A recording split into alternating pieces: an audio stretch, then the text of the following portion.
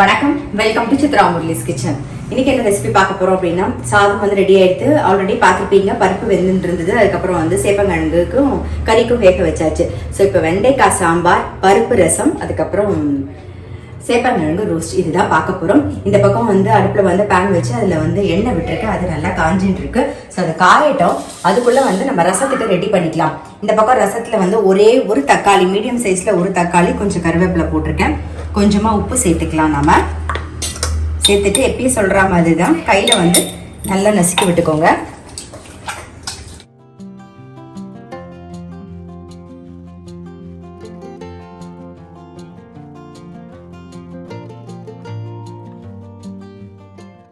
இப்போ இதில் கொஞ்சமா புளி தண்ணி விட்டுக்கலாம்.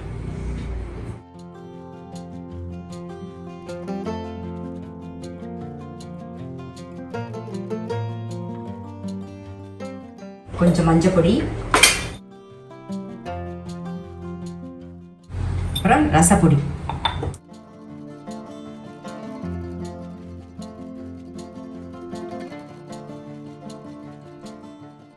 லைட்டா ஒரு கொதி வரட்டும்.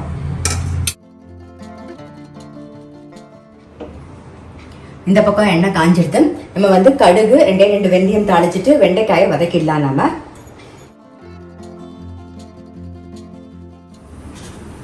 ரெண்டு வெந்தயம், வெண்டைக்காய், கொஞ்சம் கருவேப்பிலை, ஒரே ஒரு பச்சை மிளகாய் வாசனைக்கு கீறி வச்சிருக்கேன்.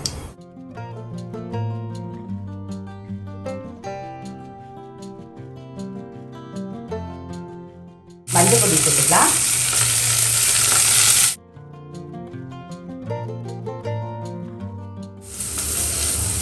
இந்த பக்கம் வந்து வெண்டைக்காய் வந்து வதங்கிட்டு இருக்கு. கொஞ்சம் புளி தண்ணி சேர்த்துப்போம். நம்ம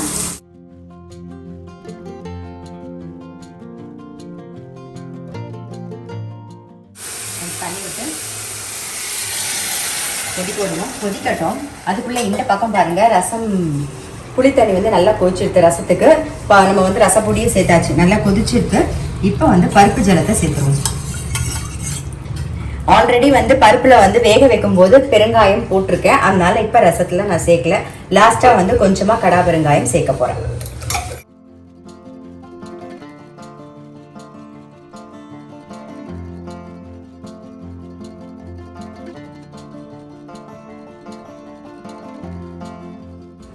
இப்போ வந்து வெண்டைக்காய் வெந்தெடுத்து நம்ம வந்து சாம்பார் பொடி சேர்த்துக்கலாம். சாம்பார் பொடி சேர்த்ததுக்கு அப்புறம் சும்மா ஒரு நிமிஷம் கொதிச்சா போதும். நல்ல ஒரு 3 ஸ்பூன் சேர்த்துக்கிறேன். சாம்பார் பொடியெலாம் உங்களுக்கு எந்த அளவுக்கு உங்கள் வீட்டில் காரம் இருக்கோ அதுக்கு தகுந்த மாதிரி நீங்கள் பார்த்து சேர்த்துக்கோங்க. ஒரே ஒரு கொதி வரட்டும். மிளகு சீரக பொடி வந்து மேலாக ஒரு 1/2 ஸ்பூன் போடுவோம். இதில் ரசம் வந்து பருப்பு ஜலம் சேர்த்ததுக்கு அப்புறம் ரசம் கொதிக்கக்கூடாது, நல்லா பொங்கி வந்தால் போதும். புளி தண்ணி மட்டும்தான் கொதிக்கணும். ஸோ இது பொங்குற வரைக்கும் வெயிட் பண்ணணும். நல்லா நுரைச்சிண்டு வரும், அப்போ ஆஃப் பண்ண வேண்டியதான். சாம்பார் பொடி சேர்ந்து ஒரே ஒரு கொதி வந்துடுது. இப்போ வேக வச்ச தோரம்பருப்பை சேர்த்துடலாம். ஆல்ரெடி வந்து தோரம்பருப்புலேயே வந்து கொஞ்சம் பெருங்காயமும் மஞ்சள் பொடியும் சேர்த்து தான் வேக வச்சுருக்கோம், அதனால இப்போ சேர்த்துருவோம். அதனால பெருங்காயம் சேர்க்கலை.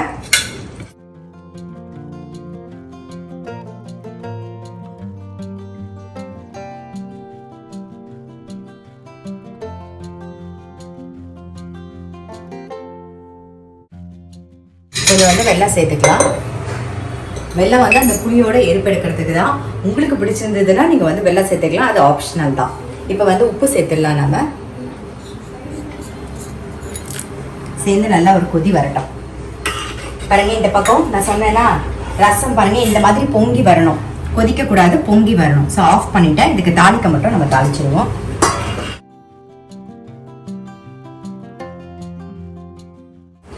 ரசத்துக்கு தாளிக்க போகிறோம். ஸோ இழுப்பக்கரண்டியில் கொஞ்சமாக நெய் விட்டுருக்கேன். நெய் காஞ்சிட்டு ரசத்துக்கு வந்து கடுகு, சீரகம், அப்புறம் மிளகு சீரக பொடி வந்து ரசம் வந்து லைட்டாக அந்த பருப்பெல்லாம் சேர்த்ததுக்கப்புறம் ஒரு 1/2 டீஸ்பூன் சேர்த்தோமா. ஸோ தாளிக்கும் போது ஒரு 1/2 டீஸ்பூன் சேர்த்துக்கலாம். நாம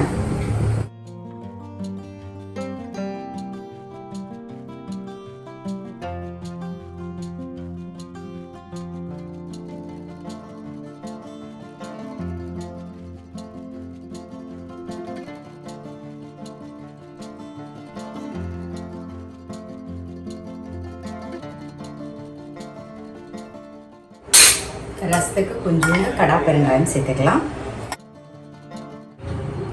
ஒரு சிட்டிகை கடா பெருங்காயம் சேர்த்துக்கலாம். சேர்த்துட்டு ஒரு மிக்ஸ் பண்ணிட்டு மூடி வச்சிருங்க. ரசம் சூப்பராக நல்ல வாசனையாக இருக்கும். அதுக்குள்ளே இந்த பக்கம் பாருங்கள், நம்ம சாம்பாரும் ரெடி ஆகிடுது. வெண்டைக்காய் சேர்த்து நல்லா கொதிச்செடுத்து இப்போ அடுத்தது சேப்பங்கிழங்கு ரோஸ்ட் தான் பண்ண போகிறோம். நம்ம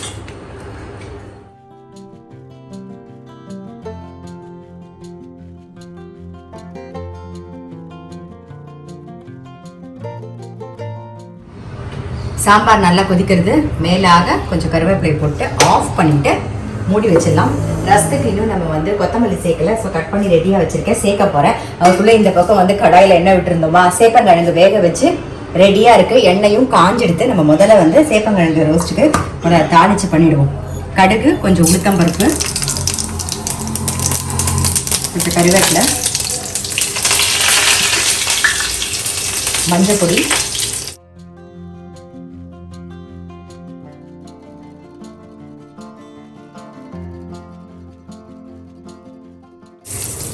கட் பண்ணி வேக வச்சு கட் பண்ணி வச்சிருக்கிற சேப்பங்கிழங்கு சேர்த்துக்கலாம்.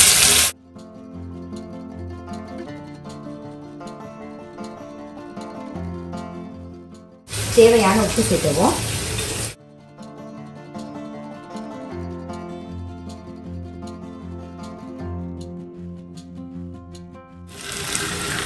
ரெட் சில்லி பவுடர் சேர்த்துக்கலாம்.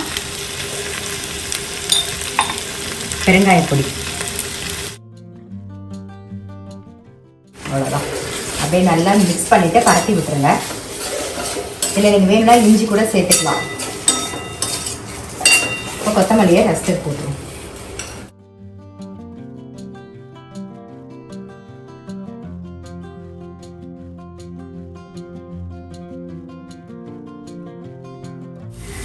சேப்பங்கிழங்கு ரோஸ்ட் ரெடி ஆகிட்டு ஸோ ஆஃப் பண்ணிடுறேன். ஸோ இன்றைக்கி ரொம்ப சிம்பிள் சமையல் தான். வெண்டைக்காய் சாம்பார், பருப்பு ரசம், சேப்பங்கிழங்கு ரோஸ்ட், அவ்வளோதான்.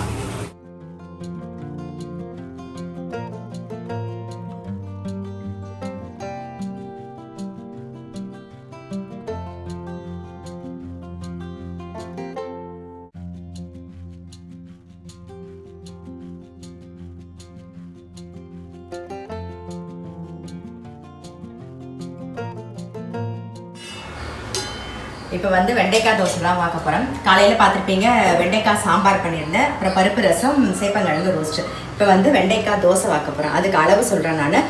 2 கப்பு இட்லி அரிசி, ஒரு 1/4 கப்பு உளுத்தம்பருப்பு, 1 டீஸ்பூன் வந்து வெந்தயம். இது மூணுத்தையும் ஒன்றாவே நீங்கள் வந்து ஊற போட்டுடலாம். நல்லா வாஷ் பண்ணிவிட்டு ஒரு 4 மணி நேரமாவது நல்லா ஊறணும். ஊறினதுக்கு அப்புறமா நீங்கள் என்ன பண்ணுங்கள், வெண்டைக்காய் வந்து ஒரு மீடியம் சைஸில் எடுத்துக்கோங்க. நான் சொன்ன அளவுக்கு ஒரு 2 கப்பு அரிசி சொன்னேன் இல்லையா, அதுக்கு வந்து ஒரு 7 வெண்டைக்காய் கரெக்டாக இருக்கும். ஒரு மீடியம் சைஸில் ஒரு 7 வெண்டைக்காய், ஒரே ஒரு பச்சை மிளகா ஆப்ஷனல் தான், சும்மா கொஞ்சம் காரமாக இருக்கட்டும் அப்படிங்கிறதுக்காக நான் ஒரே ஒரு பச்சை மிளகாய் சேர்த்தேன். ஸோ வெண்டைக்காயும் பச்சை மிளகாயும் சேர்த்துக்கோங்க. ஃபஸ்ட்டு ஊறின அரிசியில் தண்ணியெல்லாம் வடிய விட்டு அரிசி, உளுந்து, வெந்தயம் சேர்த்து நல்லா ஒரு வாட்டி அரைச்சிட்டு அதை ஒரு பாத்திரத்தில் மாற்றிக்கோங்க. மிக்சியில் அரைச்சாலே போதும், பாத்திரத்தில் மாற்றிக்கோங்க.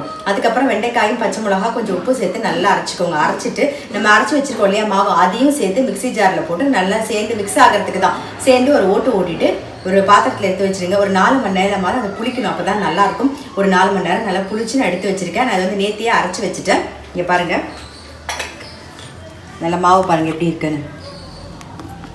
இதான் அளவு. இட்லி அரிசி, உளுத்தம்பருப்பு, இட்லி அரிசி 2 கப்பு, உளுத்தம்பருப்பு ஒரு 1/4 கப்பு, 1 டீஸ்பூன் வந்து வெந்தயம், ஒரு 7 வந்து வெண்டைக்காய், மீடியம் சைஸில் 7 வெண்டைக்காய், அவ்வளோதான்.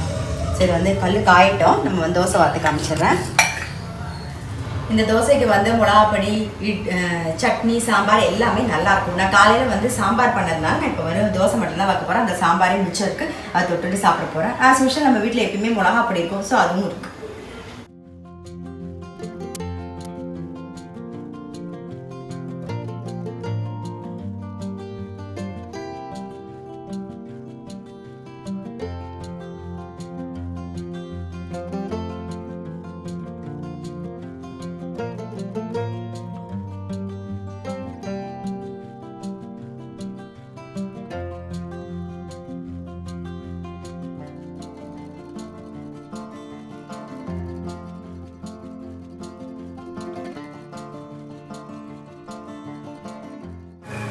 வெண்டைக்காய் தோசை வந்து ரெடி.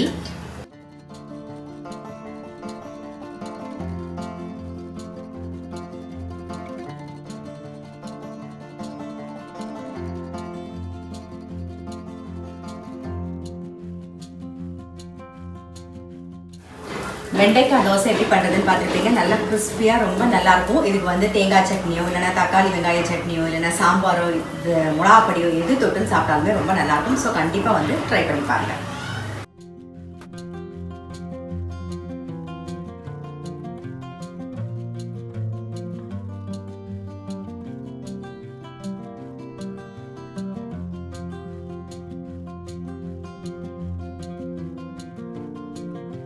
இப்போ வந்து போண்டா தான் போட போகிறேன்.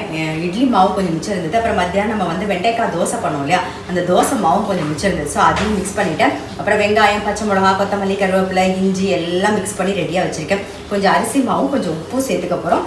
அப்புறம் ஆஸ் யூஷுவல் எப்பயும் போல் கொஞ்சம் பெருங்காயப்பொடி, கொஞ்சம் உப்பு சேர்த்துக்கலாம். ஏன்னா நம்ம வெங்காயம்லாம் சேர்த்துருக்கோம் இல்லையா, ஸோ தகுந்த மாதிரி கொஞ்சம் உப்பு, அரிசி மாவு,